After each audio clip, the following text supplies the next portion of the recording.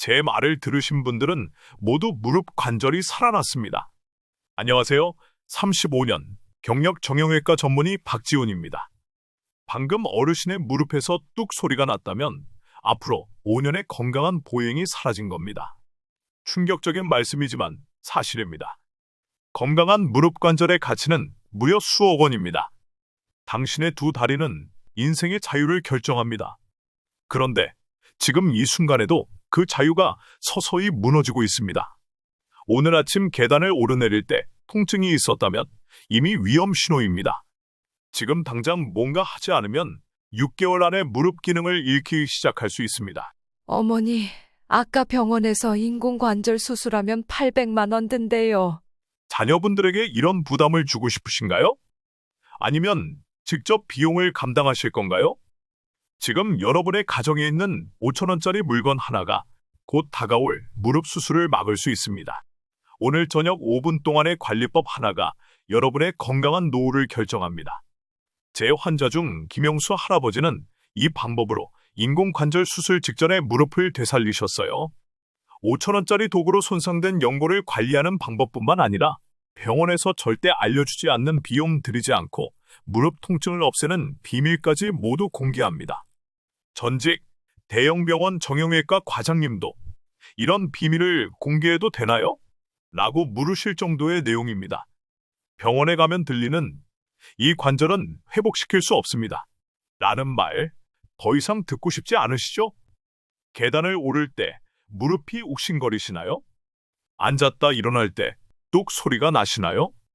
이런 경험이 있으시다면 이 영상은 당신의 남은 인생을 바꿀 수 있습니다. 제 어머니는 82세인데 이 방법으로 여전히 손주들과 공원을 산책하십니다. 포기하지 마세요. 단 3가지만 실천하면 됩니다. 아주 간단한 방법으로 당신의 무릎을 살릴 수 있습니다. 지금부터 그 비밀을 알려드리겠습니다. 제가 가장 안타까워하는 말이 있습니다. 선생님, 나이 들면 무릎이 아픈 건 당연한 거 아닌가요? 아닙니다. 절대 당연한 게 아닙니다. 저는 수십 년간 90세가 넘어서도 등산을 즐기시는 어르신들을 많이 봐왔습니다. 놀라운 사실을 알려드리겠습니다. 지난해 서울대 병원의 연구 결과 무릎 관절이 건강한 노인과 퇴행성 관절염으로 고생하는 노인의 평균 수명 차이가 7.3년이었습니다. 무릎은 단순한 이동 도구가 아닙니다. 생명과 직결된 건강 지표입니다. 제 어머니 이야기를 잠깐 해볼게요. 어머니는 평생 당뇨와 싸우셨습니다. 몇 년 전 어머니의 당뇨 상태가 갑자기 악화됐어요. 혈당 수치가 300이 넘었죠. 여러 검사를 해봤지만 원인을 못 찾았습니다.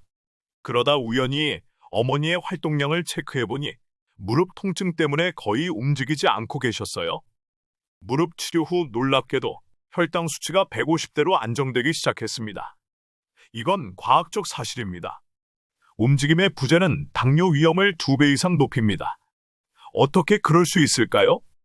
신체 활동이 줄어들면 근육량이 감소하고 이는 인슐린 저항성을 높여 혈당 조절 능력을 떨어뜨립니다. 여러분이 무릎 통증 때문에 움직이지 못할 때 온몸의 대사 기능이 저하되고 있습니다. 실제로 미국 스탠포드 대학의 최신 연구에 따르면 무릎 관절염 환자의 83%가 다른 만성 질환을 함께 갖고 있습니다. 이것은 단순한 우연이 아닙니다. 이정자 할머니는 72세에 제 병원에 오셨습니다. 5년 넘게 무릎 통증이 있었지만 나이 들면 그런 거지. 하고 넘기셨대요. 결국 거동이 불편해져 집에만 계시다가 우울증까지 생겼습니다. 치료 후 6개월 만에 할머니는 다시 동네 탁구 동호회에 나가기 시작하셨습니다. 회복 후 할머니께서 하신 말씀이 아직도 제 귀에 생생합니다. 무릎만 잘 관리했어도 이런 고생은 안 했을 텐데. 저는 이렇게 말씀드리고 싶어요. 무릎에서 통증이 느껴지는 건 절대 정상이 아닙니다. 그건 마치 팔에 상처가 나서 아픈 것과 같아요. 차이점은 우리가 팔의 통증은 바로 치료하지만 무릎의 통증은 무시한다는 겁니다. 특히 남성분들, 더 중요한 말씀 드릴게요. 무릎 통증은 성생활에도 영향을 미칩니다. 실제로 연구 결과 심한 무릎 통증이 있는 남성은 부부관계 만족도가 40% 낮았습니다. 관절 통증이 움직임을 제한하고 자신감을 떨어뜨리기 때문이에요. 환자 중에 박경수 할아버지는 무릎 통증 치료 후 선생님, 부부 관계도 좋아졌어요. 라고 말씀하셔서 저도 놀랐던 적이 있습니다. 여성분들도 마찬가지입니다. 무릎 통증이 있으면 골다공증 위험이 3배나 높아집니다. 활동량이 줄어들면 뼈 밀도가 급격히 감소하기 때문입니다. 정말 무서운 일이죠? 또 하나 충격적인 사실은 일본 도쿄대학 연구에 따르면 무릎 관절염이 있는 사람은 심혈관 질환 위험이 2배 증가한다는 것입니다. 특히 노년층에서는 무릎 통증으로 인한 활동 제한이 심장 건강에 직접적인 영향을 미칩니다.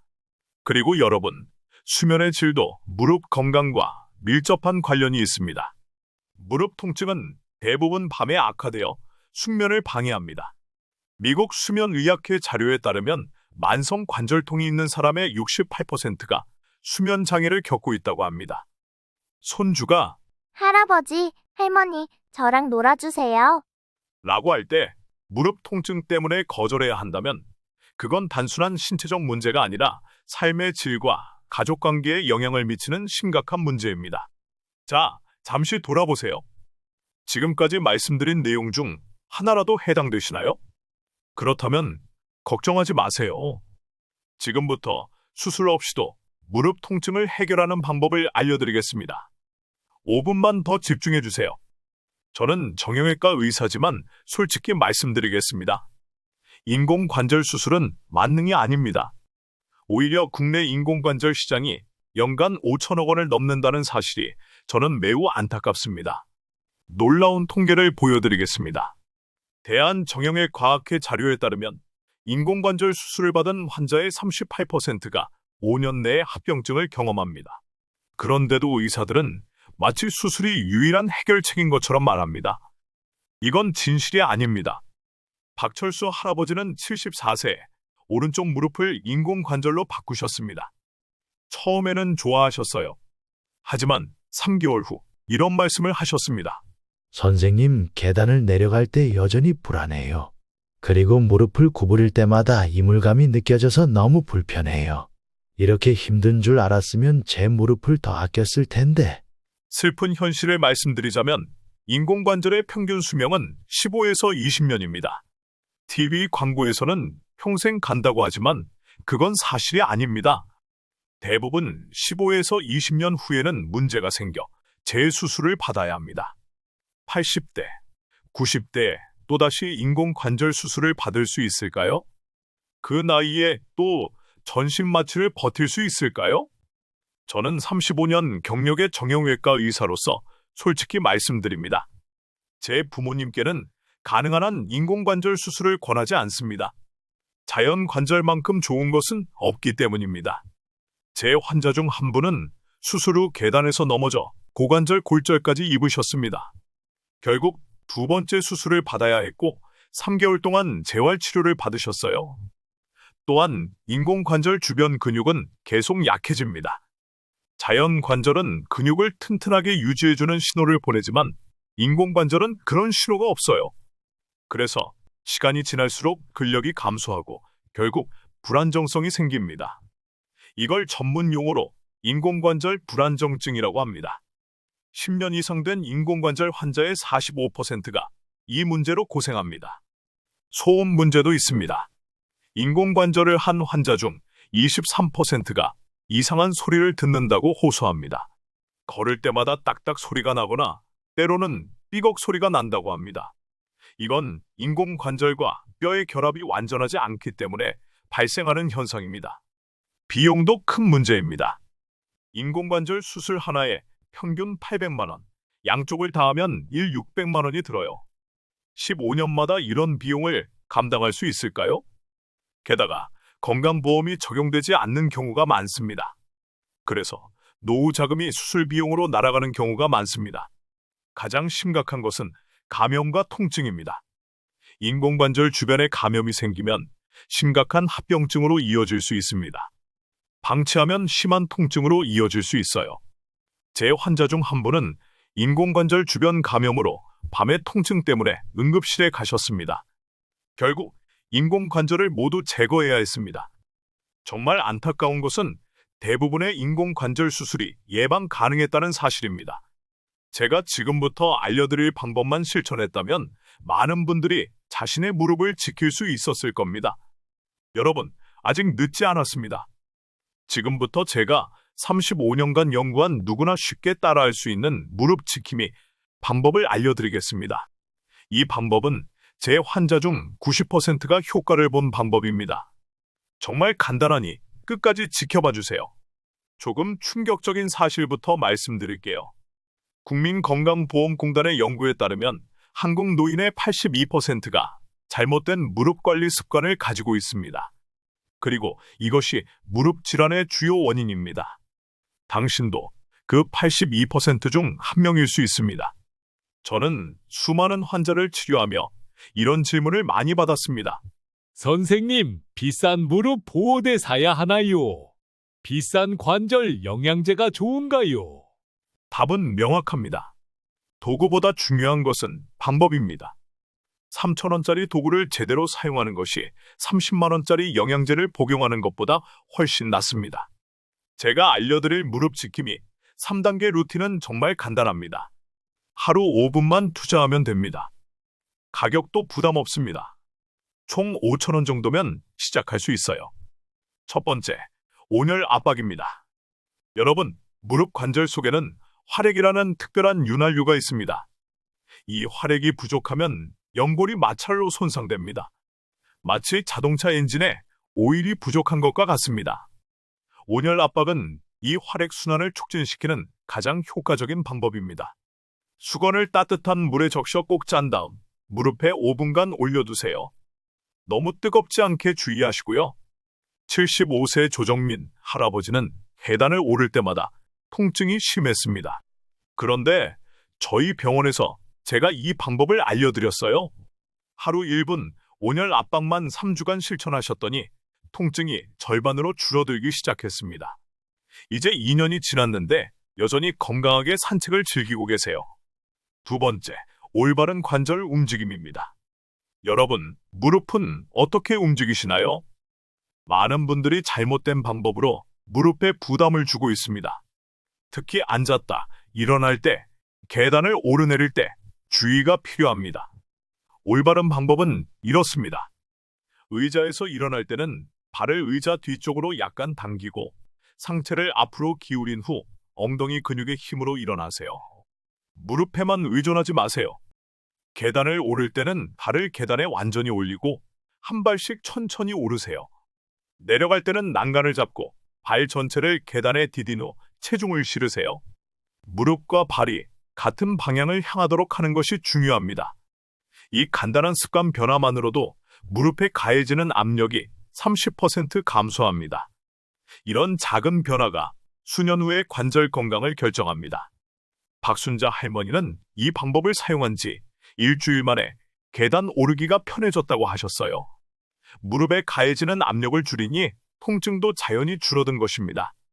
세 번째, 근력 강화입니다. 무릎 주변 근육, 특히 대퇴사두근을 강화하는 것은 정말 중요합니다. 이 근육이 강하면 무릎에 가해지는 충격의 70%를 흡수할 수 있습니다. 가장 간단한 운동은 벽에 기대어 앉기입니다. 벽에 등을 기대고 마치 의자에 앉은 것처럼 무릎을 90도로 구부리세요. 처음에는 10초만 유지하다가 점점 늘려가면 됩니다. 또 다른 좋은 운동은 다리 들어 올리기입니다. 누워서 한쪽 다리를 곧게 펴고 천천히 들어 올렸다 내리세요.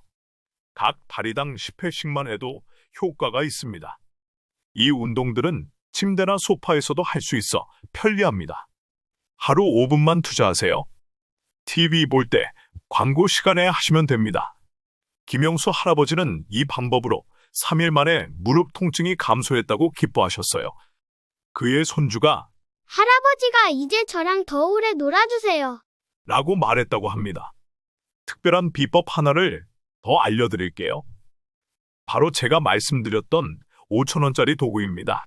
그것은 바로 테니스 공입니다. 네, 평범한 테니스 공이 무릎 통증 치료에 기적 같은 효과를 줍니다. 사용법은 간단합니다. 테니스공을 오금이라고 불리는 무릎 뒤쪽에 놓고 의자에 앉으세요. 그리고 천천히 무릎을 굽혔다 펴면서 공이 근육을 마사지하도록 하세요. 1분만 해도 효과를 느낄 수 있습니다. 이 방법은 무릎 뒤쪽 근육의 긴장을 풀어주고 무릎 관절을 둘러싼 근막을 이완시켜 통증을 크게 줄여줍니다.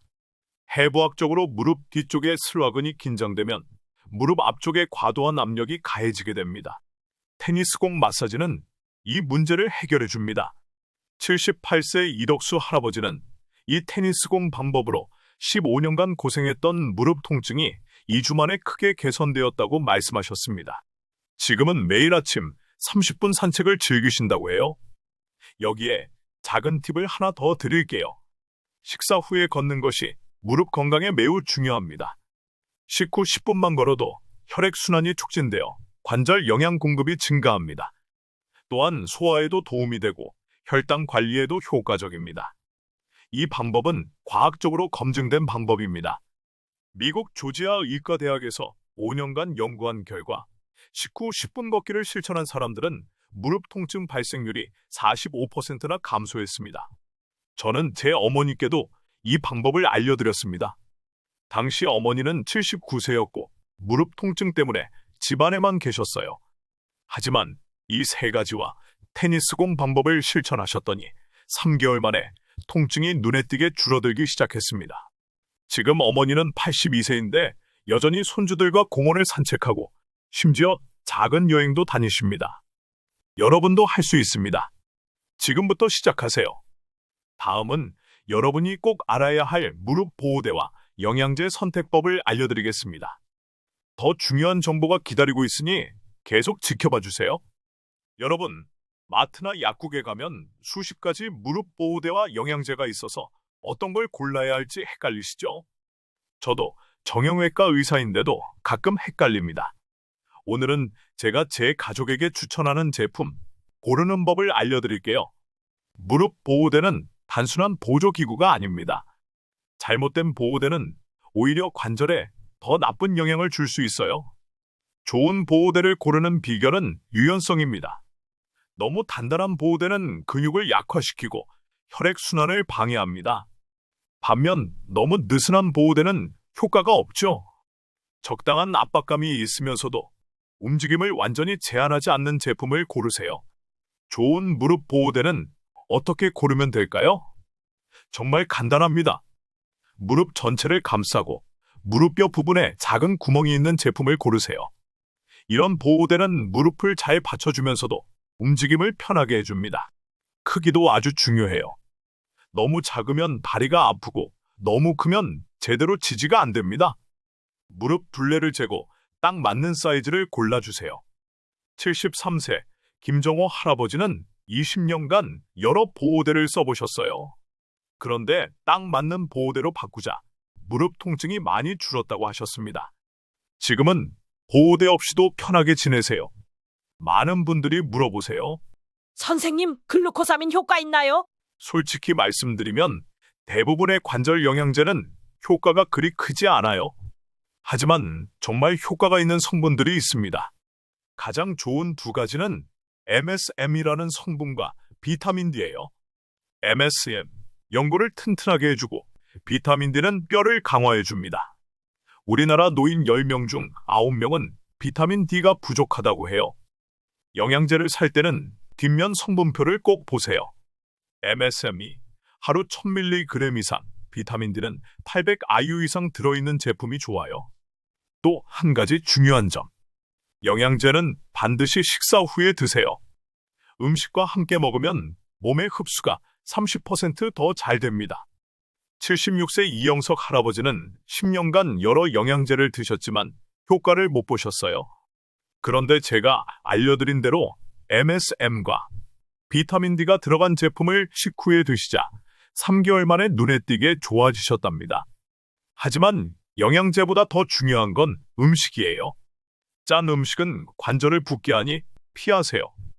대신 생선과 과일, 채소를 많이 드세요. 특히 좋은 식품이 하나 있어요. 바로 노란 가루 강황입니다. 카레의 주 재료죠.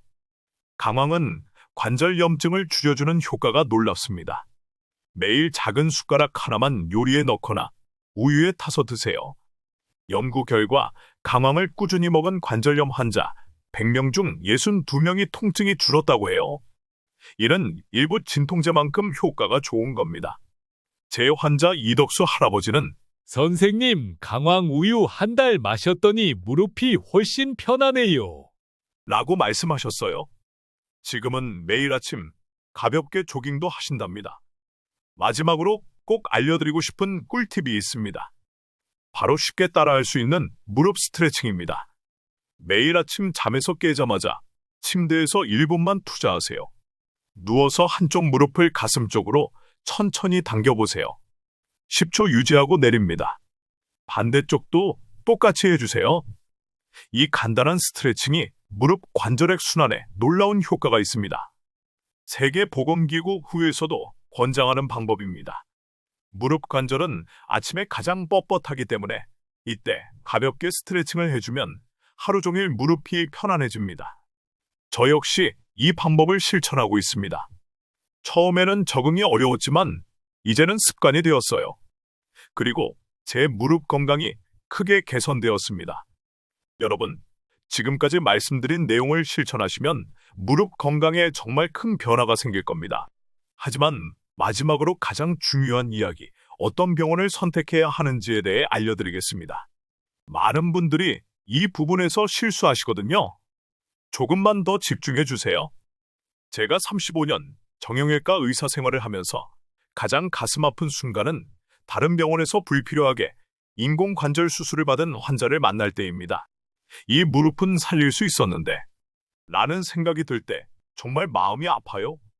최근 국내 인공관절 시장이 5천억 원을 넘었다는 보도가 있었습니다. 안타깝게도 이 중 35%는 적절한 보존 치료로 예방할 수 있었던 경우라고 합니다. 여러분의 소중한 무릎과 돈을 지키기 위해 좋은 정형외과를 고르는 방법을 알려드리겠습니다. 첫 번째, 첫 진료에서 바로 수술해야 합니다. 라고 말하는 병원은 조심하세요. 좋은 의사는 항상 보존적 치료를 먼저 시도합니다. 저는 종종 다른 병원에서 수술밖에 방법이 없다 고 진단받은 무릎을 살려내곤 합니다.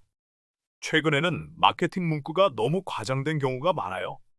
당일 수술, 통증 없는 수술, 평생, 보증 인공관절 같은 말에 현혹되지 마세요. 이런 문구는 대부분 마케팅일 뿐입니다. 제 환자 중에 김영호 할아버지는 대형 병원에서 어차피 다 수술해야 합니다. 라는 말을 들었다고 해요. 진료 시간은 5분, 견적은 1,200만 원이었습니다. 그런데 저희 병원에서 꼼꼼히 검사해보니 대부분의 무릎 기능을 보존 치료로 회복시킬 수 있었습니다. 지금 3년이 지났는데 여전히 건강하게 지내고 계세요. 두 번째, 꼼꼼한 검사를 하는지 보세요. 엑스레이 한 장 찍고 바로 치료 계획을 세우는 것은 피하세요. 좋은 병원은 엑스레이는 기본이고 필요하다면 MRI, 촬영까지 하며 환자에게 자세히 설명해 줍니다. 진료 시간도 중요합니다. 처음 진료에 적어도 15분 이상 시간을 할애하는 병원이 좋습니다. 몇 분 만에 중요한 결정을 내리는 병원은 피하세요. 좋은 의사는 환자에게 충분한 시간을 투자합니다. 세 번째, 예방치료를 권하는 병원이 좋은 병원입니다. 물리치료, 운동 처방과 같은 보존적 치료를 적극 권하는 병원을 찾으세요. 좋은 의사는 수술보다 예방과 보존 치료가 중요하다는 원칙을 지킵니다. 76세 이영자 할머니는 10년간 같은 정형외과를 다니고 계세요. 그분이 저에게 하신 말씀이 기억에 남습니다.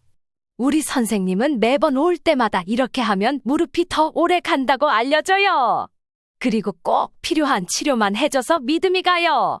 네 번째, 한자리에서 오래 개원한 병원을 찾으세요. 요즘은 프랜차이즈 병원이 많은데 이들은 의사가 자주 바뀌고 매출 압박이 있어 불필요한 치료를 권하는 경우가 많습니다. 10년 이상 한자리에서 진료해 온 개인 병원을 추천해드립니다. 국내 한 조사에 따르면 같은 환자가 10개 병원을 방문했을 때 치료 계획과 비용이 최대 4배까지 차이가 났다고 합니다. 그만큼 병원 선택이 중요하다는 의미입니다. 또한 국민건강보험이 적용되는 정형외과 치료를 적극 활용하세요.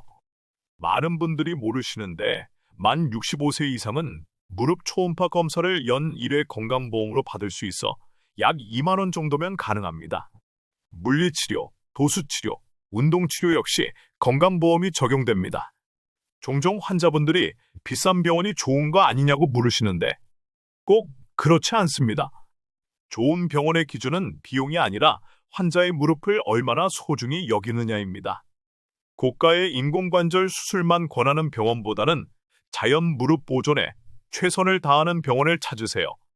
진료실에 무릎 운동 포스터가 붙어 있거나 의사가 무릎 모형으로 자세히 설명해주는 병원이 좋은 병원입니다. 많은 어르신들이 병원 가기를 두려워하시는데 요즘은 무통주사, 진정치료 등 통증을 최소화하는 방법이 많습니다. 그럼에도 불구하고 불안하시다면 그것을 이해해주는 의사를 찾는 것이 중요합니다. 제발 병원 방문을 미루지 마세요. 초기에 치료받으면 비용도 적게 들고 무엇보다 여러분의 자연 무릎을 지킬 수 있습니다. 통계에 따르면 정기적으로 병원을 방문하는 사람은 그렇지 않은 사람보다 의료비가 연간 35% 적게 듭니다. 65세 이상 어르신 중 퇴행성 관절염 없이 건강한 무릎을 유지하고 있는 분은 단 8%에 불과합니다. 하지만 이분들의 공통점은 정기적인 검진입니다. 6개월에 한 번, 최소한 1년에 한 번은 무릎 검진을 받으세요. 여러분, 지금까지 긴 영상을 시청해 주셔서 정말 감사합니다. 오늘 제가 알려드린 방법들이 여러분의 무릎 건강에 도움이 되길 진심으로 바랍니다.